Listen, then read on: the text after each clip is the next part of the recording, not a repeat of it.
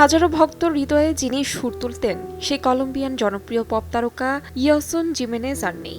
এক মর্মান্তিক বিমান দুর্ঘটনায় প্রাণ হারিয়েছেন তিনি, সঙ্গে হারিয়েছে আরও 5টি জীবন। শোক আর বিস্ময়ে মুহূর্তে স্তব্ধ পুরো কলম্বিয়া। 10 জানুয়ারি দেশটির মধ্য পশ্চিমাঞ্চলীয় বোয়াকা প্রদেশের পায়পা এলাকায় ঘটে এই হৃদয় বিদারক ঘটনা। আন্তর্জাতিক গণমাধ্যমগুলোর তথ্য অনুযায়ী ইয়াসন জিমেনেজ ব্যক্তিগত বিমানে করে মেডেলিন শহরে যাচ্ছিলেন। রোববার রাতে একটি সঙ্গীতানুষ্ঠানে অংশ নেওয়ার কথা ছিল তার, কিন্তু গন্তব্যে পৌঁছানোর আগেই থেমে গেল তার জীবনের সুর।